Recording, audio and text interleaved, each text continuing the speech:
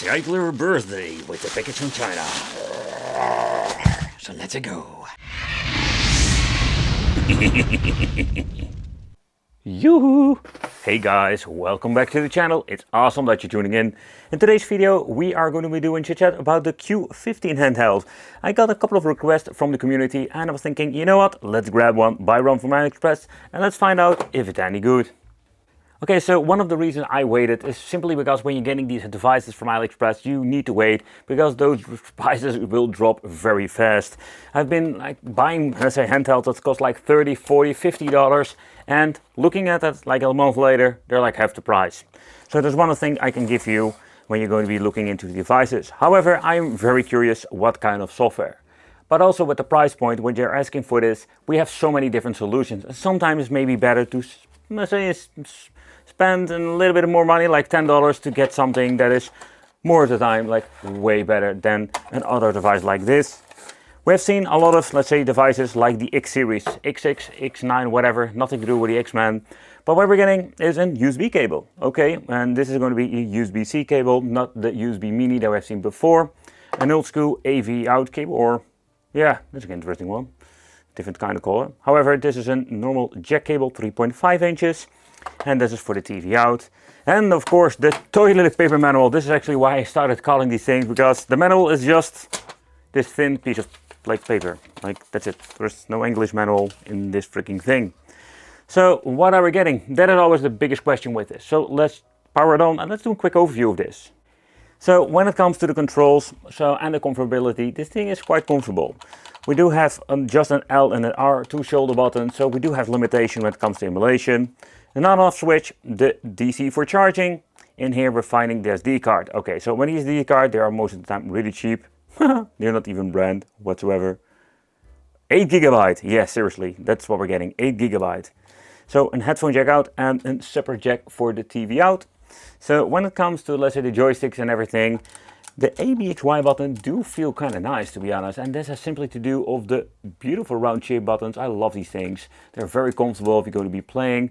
But the joysticks are the slider joysticks. I hate these things. They're similar to the PlayStation Portable. And then the D-pad is not actually a D-pad. They keep doing that. I don't know why they're doing that. Select and start, escape, and then the plus minus or volume control over here. But let's power it on. The LED indication is next to the charging port. And let's see what we're getting. So I'm guessing it's going to be the same kind of software exactly like we've seen before with different devices. Or it just get broken out of the box. Would it be? Seriously? Let's put a charger. Let's see if it has enough juice, but it is possible that it's just broken out of the packaging. But one thing I wanted to check out if this thing is actually booting up through the TV out, because maybe the device itself is broken when it comes to, let's say, the display itself, but that is not the case. It does charge, it does hold power, but nope, it's not going to be doing anything. What we can actually do is remove the SD card. Let's see if it's going to be starting to boot up then, because this doesn't have the firmware most of the time on the SD card. Or there it does, and that's the reason why it doesn't boot up. However, there's only one thing that we can do now. Yep, let's file a dispute. So let's go to the Intelligence Electronic Live Store. And let's see if we can open it up. Send it back. Did I receive it? Yes, I received it. And that's how it goes. So what is the reason? Everything is Dutch. And let's see, it's not working at all. It doesn't work. And then we're going to be making a dispute and file it and try to find a refund. But in the meantime, let's open it up.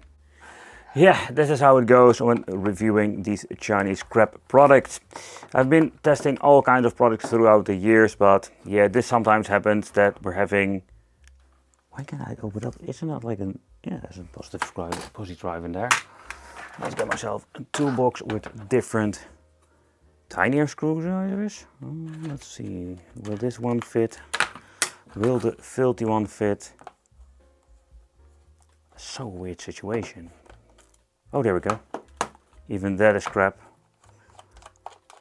Okay, there we go. We can remove it. So let's see what we're getting in the inside of this thing. the meantime, I'm uploading my dispute video that I made. That's the best way to go to. It's quite unfortunate. What is also maybe an option is that they're using these non-brand like SD cards. If it contains a firmware, it needs to have the SD card. That's maybe one of the reasons why it just stopped working. However, let's get a plier tool and let's see if I removed all of the screws. There we go. There's still one left in here.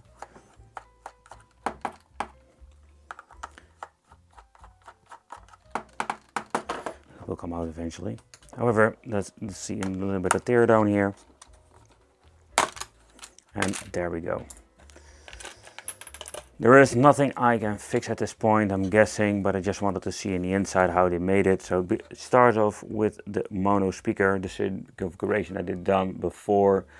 So also when it comes to software, I would not be surprised that there was something going on over there. But when I noticed that they completely bended, like it looks like they bended the main board. And then maybe that will be one of the problems. If you're going to be looking at it, or it's more like a visual thing. You can see that it bends in a little bit here. Maybe that was one of the reasons why it just stopped working. Oh, and also there's some weird thing going on with the battery. Just having this very basic 1000 milliamp battery. Whoa, that is very tiny. It's one of the most tiniest one I've ever seen. However, they also screwed this down over here. So in the inside we're finding the chips is the AT-G2273S, is the one that we have seen a couple of times before now. But besides that, there's nothing much to do. There is no replacement of parts, so there's nothing. So we're just going to be filing in a dispute and trying to get ourselves a refund. So this may be the fastest review I've ever made, or actually that's not a review because I couldn't show you the software, but look it up. X9, X6, X12. There are so many of these, like say, weird products out there with the same kind of software. Going to be filing in a dispute, trying to get my money back or finding a replacement because I would love to review it here on the channel. But the reason I actually made this video as it is now, because I also wanted to show you behind the scenes actually, because this happens with me too. And this is more like a warning also for like, don't buy these cheap crappy products or like Q15 whatever, because I think you can just spend a little bit more money and just get with another brand and you don't have these weird shenanigans things going on. Let me know in the comments what are your experiences, positive, negative, and it would be great to see you in the next video.